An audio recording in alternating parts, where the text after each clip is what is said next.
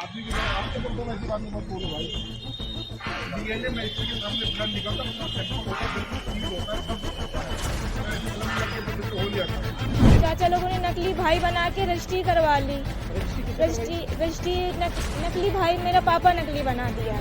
मकसूदाबाद में ये भी मेरे गांव मायके में षड्यंत्र प्रधान ने मचा रखा है कि अगर डीएनए भी करवाएगी प्रीति तो मैं एक्सचेंज कर दूंगा, ब्लड सैंपल चेंज कर दूंगा। कानपुर में इधर के हाल के महीनों में यह कहा जाए कुछ दिनों के अंदर ज़मीन पे कब्जे के अनेक मामले आए हैं, लेकिन अब एक दिलचस्प मामला सामने आया है जिसमें एक बेटी अपने पिता की ज़मीन के वारिस बनने के लिए पुलिस ऑफिसों के 10 साल से चक्कर लगा रही है, जबकि उसके एक चाचा ने अपना दूसरा भाई बनाकर एक युवक को खड़ा करके उस बेटी के नाम से दूसरी प्रीति वाला खड़ा करके उस ज़मीन का बैनामा करा लिया।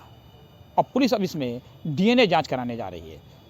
ये महिला खड़ी हैं जो उस पिता की बेटी हैं। अब इनका डीएनए टेस्ट होगा। डीएनए टेस्ट करके पुलिस तय करेगी असली बेटी कौन है और फर्जी कौन है।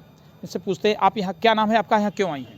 मेरा नाम प्रीति देवी पाल है। तो यहाँ क्यों आई, क्या शिकायत है आपकी? हमारी ये शिकायत है कि मेरे चाचा लोगों ने षड्यंत्र करके अभी एक नकली बाप बना लिया था, रजिस्ट्री करवा दी थी। क्या मेरी नाम था पिता का? पिता का हमारे नाम राम नरेश पाल था और मम्मी का नाम श्रीदेवी हैं, और इन्होंने रजिस्ट्री नकली बाप, हमारे पापा घर छोड़ के चले गए थे हैं, हम 2 साल के थे तभी से।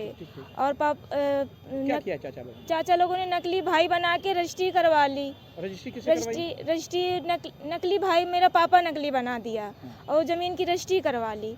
उसके बाद फिर हमने एफआईआर दर्ज करवाई, उसमें एक बंदा जेल भी गया और फिर उसमें चाचा लोगों का षड्यंत्र नहीं चला तो उसके बाद उन्होंने प्रधान और चाचा और उनका बेटा मिलके एक नकली प्रीति बना के लेके आए। प्रीति कौन है? प्रीति उर्फ बेला बताती है, ये रतनपुर में रहती है और जहाँ का एड्रेस इसने गलत डलवा रखा है। तो आपके नाम से आपका नाम क्या है? मेरा नाम प्रीति देवी पाल है, उसने भी अपना नाम प्रीति ही रख लिया है, नकली बना लिया है प्रीति नाम, और उसका बेला भी उर्फ बेला है, प्रीति उर्फ बेला है। हाँ, उसने मेरे खिलाफ, मेरे ऊपर, मुझे नकली बता के मेरे ऊपर एफआईआर दर्ज करवा दी है।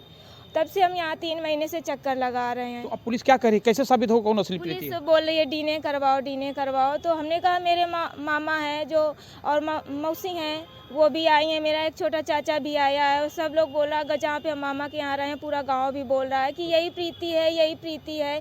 उसने हर जगह हंगामा मचा के रखा है कि वो नहीं प्रीति, मैं प्रीति हूँ, मैं प्रीति हूँ।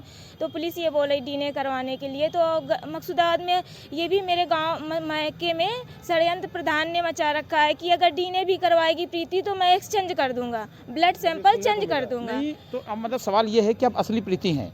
अब असली प्रीति ढूंढने के लिए पुलिस डीएनए करा रही है असली प्रीति का। हाँ, असली प्रीति का डीएनए। कितने साल से दौड़ रही हैं आप? हम 2012 से दौड़ रहे हैं बराबर अपना हक लेने के लिए। तो जमीन की कीमत कितनी होगी, कितनी जमीन है ये? जमीन 3 बीघा है लमसम, कीमत मुझे नहीं पता है कितनी है, लेकिन 3 बीघा है, इतना मुझे पता है।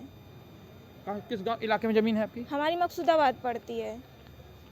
तो ये हकीकत है। दरअसल मकसूदाबाद में ज़मीन की कीमतें आसमान छू रही हैं। 3 बीघा ज़मीन करोड़ों की हो गई, और करोड़ों के लालच में ही इनका आरोप है कि इनके चाचा लोगों ने इनके अपने भाई, इनके पिता को ही फर्जी रूप में दूसरा खड़ा किया और उसमें उनकी प्रीति बेटी बनाई। क्योंकि ये प्रीति है, ये अपने पिता की बेटी थी, इसी के नाम से दूसरी प्रीति बना करके खड़ा करके उन्होंने बैनामा करा लिया।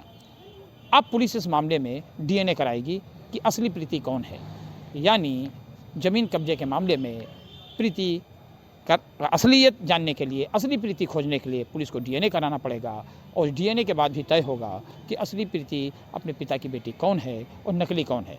बड़ा दिलचस्प मामला है। देखते हैं पुलिस डीएनए की जांच की रिपोर्ट कब भेजती है, कब डीएनए के लिए सैंपल भेजती है, कब जांच रिपोर्ट आती है, उसके बाद असली प्रीति कौन है।